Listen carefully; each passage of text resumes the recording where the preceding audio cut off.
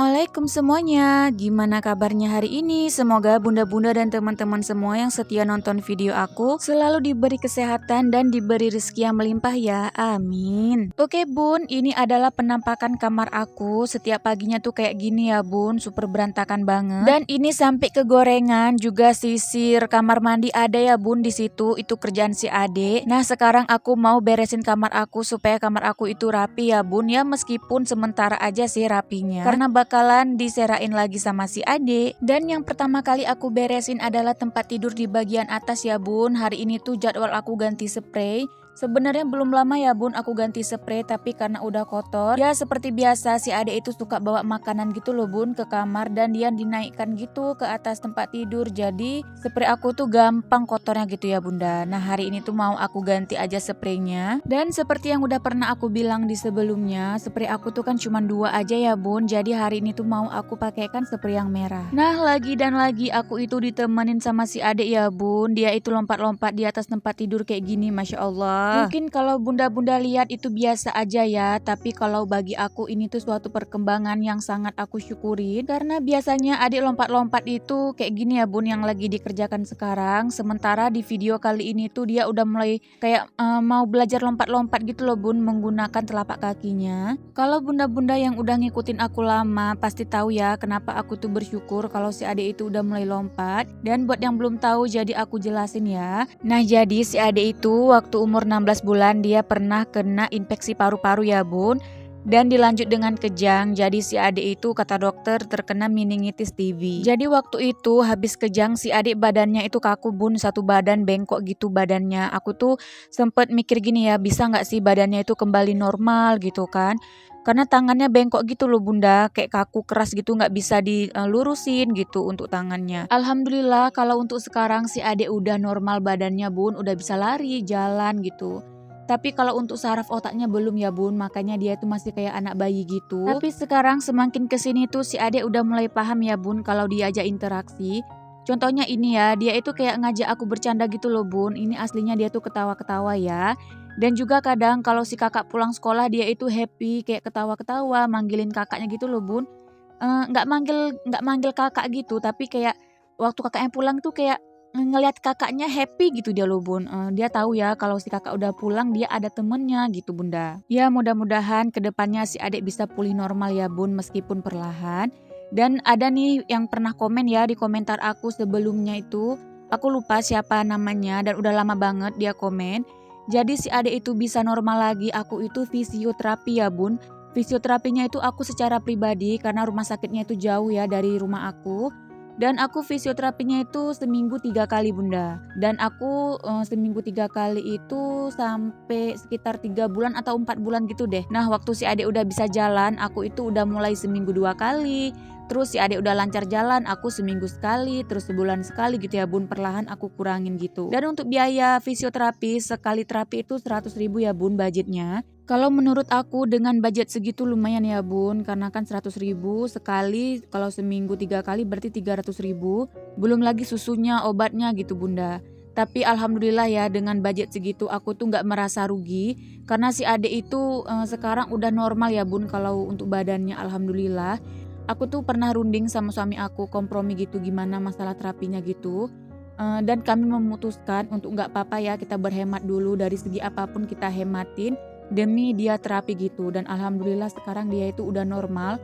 Aku tuh bersyukur ya bun waktu itu nggak mikirin biaya, karena kalau kita mikirin biaya mungkin si adik itu masih kaku gitu bunda untuk badannya. Karena kami yakin setiap anak itu membawa rezekinya masing-masing ya bun. Dan alhamdulillah si adik itu ada rezekinya.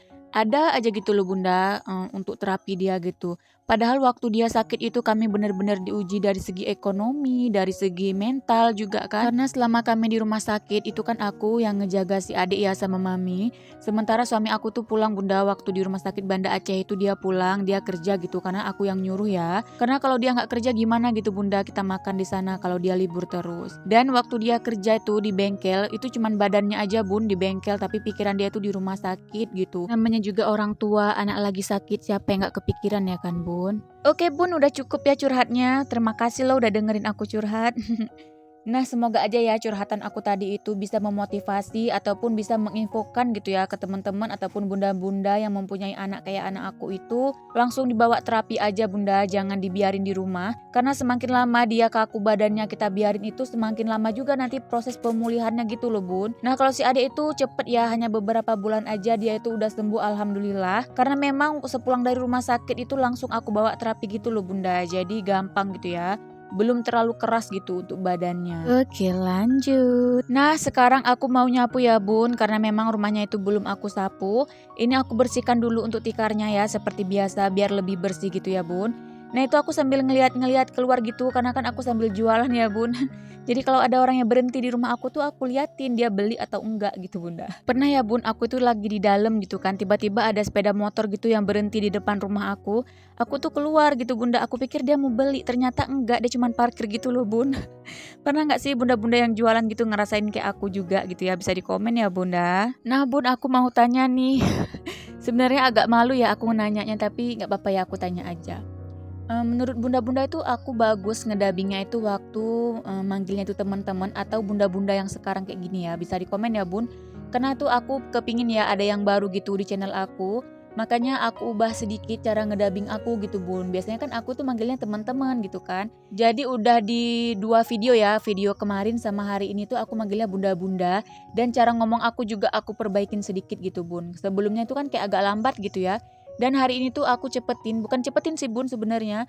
Aku tuh ngomong kayak gini tuh adalah ngomong sehari-hari. Tapi yang sebelum-sebelumnya tuh kan kayak agak lambat gitu bicaranya, itu sebenarnya bukan aku ya bun. Karena aku lihat kebanyakan dari bunda-bunda semua tuh videonya tuh kalau ngedabing agak lambat gitu. Jadi aku kayak ngikut gitu kan. Tapi ya capek juga gitu bunda, karena itu bukan diri aku sendiri. Tapi kalau yang sekarang ini aku ngedabingnya cepet gini kan, karena memang aku ngomongnya nih aslinya tuh cepet gitu loh bun. Jadi nggak capek juga gitu aku ngedabingnya gitu, nggak dibuat-buat gitu bun. Jadi aku tuh butuh saran dari bunda-bunda ya, baiknya tuh gimana aku ngedabingnya, yang kayak gini atau yang seperti sebelumnya gitu yang agak lebih lambat. Bisa di komen ya bun. Oke lanjut. Nah ini aku mau bersihin dapur ya bun, bisa dilihat itu, ya ampun dapur aku ternyata berantakan ya bun.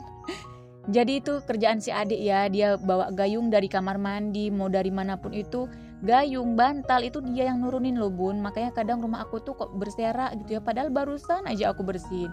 Makanya kadang kalau ada orang yang lewat gitu ya bun, ngelihat rumah aku tuh berantakan gitu di depan TV tuh aku kayak malu juga. Tapi yang aku yang nggak mager-mager banget gitu ya bun, udah aku beresin gitu. Tapi ya mau gimana gitu kan. Gak mungkin juga si adik aku marah gitu bun, karena kan dia masih kecil dan juga dia tuh kan sakit ya, gak paham. Oke lanjut ke videonya bunda, ini aku mau beresin, ini tuh ada beberapa macam buah ya. Nah jadi kemarin si kakak itu pergi sama mertua aku ya bun, dan pulang-pulang dia itu bawa ini. Jadi di sini mau aku beresin aja, jadi nanti kan kalau makan itu udah nampak gitu ya bun, karena kalau di plastik itu sering gak kelihatan dan kadang sampai busuk gitu loh bun. Nah ini ada telur, tadi aku beli 10.000 aja, dapat 5 butir. Dan ini ada anggur hijau ya bun, ini juga si kakak tadi bawa pulang. Nah ini mau aku cuci dulu, baru deh nanti aku masukin ke kulkas. Jadi nanti si kakak makan udah nggak payah cuci-cuci lagi gitu ya kan bunda.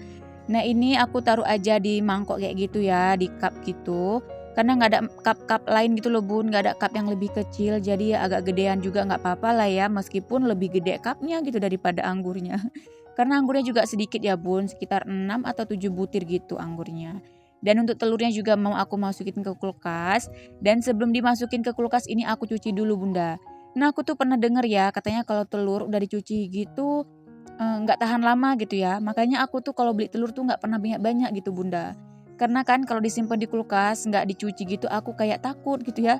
Kayak ada bakteri-bakterinya gitu. Ataupun kalau disimpan di suhu ruang gitu aku juga takut. Takut cepet busuk gitu ya bun. Nah jadi di sini aku ambil aman aja. Aku tuh kalau beli telur nggak banyak-banyak karena aku tuh hobi buat nyuci telur. Oke lanjut ke videonya. Nah ini mau aku masukin ke dalam kulkas untuk mangga dan juga anggurnya. Nah aku tuh punya alpukat satu ya bun, jadi aku campur aja sama mangganya. Nah untuk kulkas aku tuh nggak yang terlalu rapi tapi nggak yang terlalu kotor juga ya bun. Kalau untuk isinya itu belum banyak ya bun, belum full karena aku tuh belum belanja mingguan. Nah selanjutnya sekarang aku mau lap-lap dulu meja supaya meja aku tuh lebih bersih gitu ya bun. Ini mau aku lap-lap aja. Di meja ini tuh sebenarnya nggak kotor gimana-gimana, cuman kadang suka ada air-air gitu loh bun. Misalnya kita minum ada tumpah-tumpah gitu kan.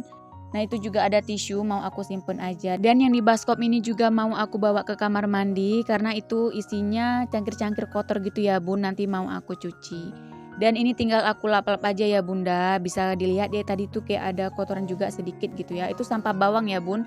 Tadi waktu aku nyayur gitu mungkin ada yang terbang ke dalam situ. Oke bun, video aku udah mau habis durasinya. Jadi sebelum durasinya tuh habis, seperti biasa aku tuh mau ngucapin terima kasih banyak ya buat bunda-bunda semua yang udah setia nonton video aku. Bahkan ada yang nontonnya setiap hari gitu, Masya Allah. Terima kasih ya bun, semoga kebaikan bunda-bunda dibalas oleh Allah Subhanahu wa Ta'ala dengan sebaik-baiknya balasan. Dan aku juga mau minta maaf ya bun, jika di video aku itu ada kesalahan baik dari segi dubbing maupun videonya, aku mohon maaf.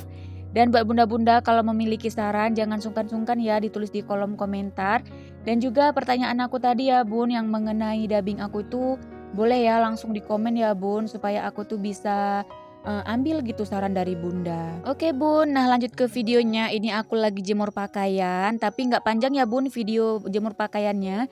Karena tiba-tiba aja kayak gelap gitu videonya. Mungkin karena aku lupa gitu ya buat ngunci layar kamera gitu. Jadi dia untuk pencahayaannya gelap terang gitu bun, jadi singkat aja. Oke bun, cukup sampai di sini ya video aku kali ini. Sampai ketemu lagi di video aku yang selanjutnya. Assalamualaikum warahmatullahi wabarakatuh, bye-bye.